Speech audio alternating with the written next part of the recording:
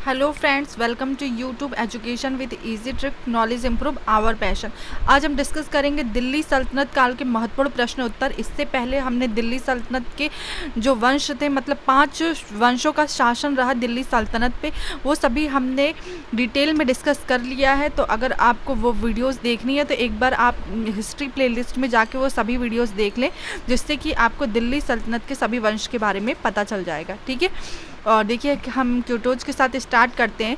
समय के पास इतना समय नहीं है कि वो आपको दोबारा समय दे सके, इसलिए समय रहते समय की कदर करना सीख लीजिए दोस्तों।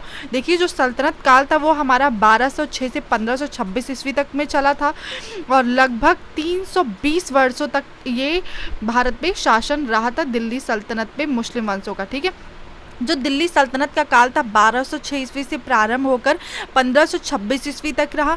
इस बीच 320 वर्षों के इस लंबे काल में उत्तर भारत में मुस्लिमों का शासन व्याप्त रहा।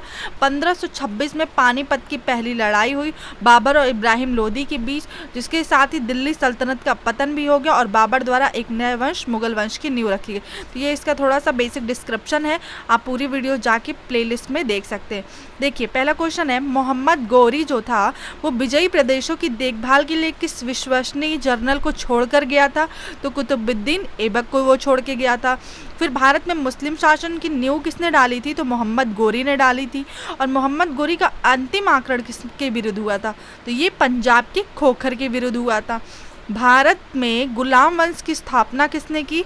तो 1206 में कुतुबुद्दीन ऐबक ने की। और कुतुबुद्दीन ऐबक किस वंश से संबंधित था? तो गुलाम वंश या स्लेवरी वंश या मामलूक वंश बोल सकते हैं, इनसे ये संबंधित थे। दिल्ली सल्तनत की दरबारी भाषा क्या थी? तो फारसी थी। आगरा शहर का निर्माण किसने कराया था? तो हम बताए थे दिल्ली सल्तनत के आखिरी वंश कौन सा था? लोधी वंश था। और उसमें दूसरे नंबर के शासक जो थे सिकंदर लोधी, उन्होंने ही आगरा शहर का निर्माण कराई। किस सुल्तान की मृत्यु चौगान खेलते समय हो गई? तो कुतुबुद्दीन ऐबक की हो गई। कुव्वत उल इस्लाम मस्जिद का निर्माण किसने कराया है? तो कुतुबुद्दीन ऐबक ने कराया है। कुतुब मीनार कहाँ स्थित है? तो दिल्ली में स्थित है। कुतुब मीनार का शुभारंभ किसने कराया था? तो कुतुबुद्दीन ऐबक ने कराया था।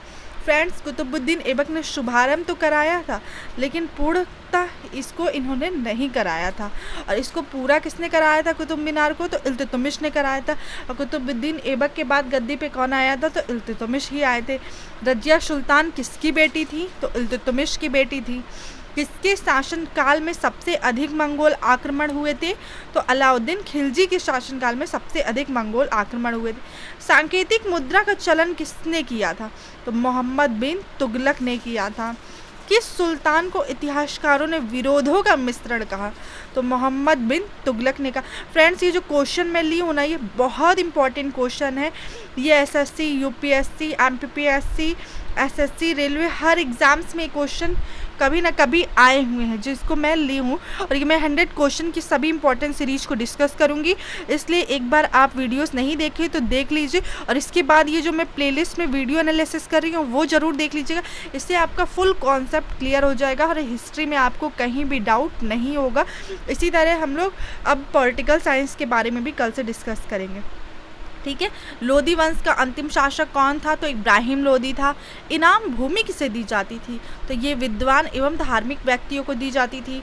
दिल्ली की गद्दी पर बैठने वाली प्रथम महिला शासक कौन थी? तो रजिया सुल्तान थी।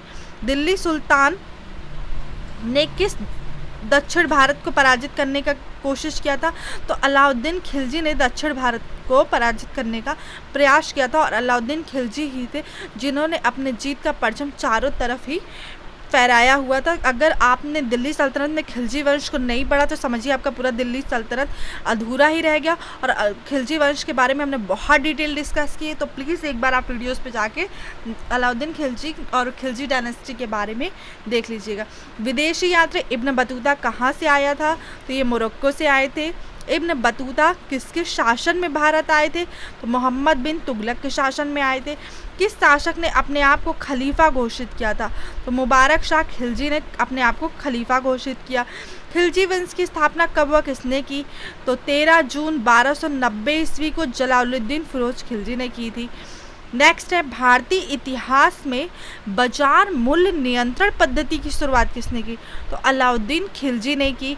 अल बरूनी का पूरा नाम क्या था? तो अबू रेहान मोहम्मद नाम था अल बरूनी का। 11वीं सदी के भारत का दर्पण किसे कहा जाता है? तो किताबुल हिंद को दिल्ली सल्तनत के किस शासक ने अस्थाई सेना बनाई? तो अलाउद्दीन खिलजी ने। गुल उखी के उपनाम में कौन सा शासक कविताएं लिखता था? तो वो थे सिकंदर लोदी। अलाई दरवाज़ा किसका मुख्य द्वार है? तो कुतुब मीनार का। जलाउद्दीन फिरोज खिलजी की हत्या किसने की थी? तो अलाउद्दीन खिलजी ने हत्या की थी जलाउद्दीन फिरोज खिलजी की। इन्होंने तख्त और ताश के लिए षड्यंत्र किया था। हमने बताया था ना किस तरह से तख्त और ताज के लिए षड्यंत्र होते थे, इसमें कोई अपना नहीं था। इन्होंने भाई भतीजवाद का पूर्णतः विरोध किया था। तो फ्रेंड्स, आपको अगर हमारी वीडियोज़ अच्छी लगी होंगी तो आप ये सब्सक्राइब करना, लाइक करना मत भूलिएगा, और एक बार अपने नॉलेज को इम्प्रूव करने के लिए वीडियो ज़रूर से ध्यान देखिएगा, और सभी टॉपिक्स की क्वेश्चन सीरीज़ भी देखिएगा। Thanks for watching this video.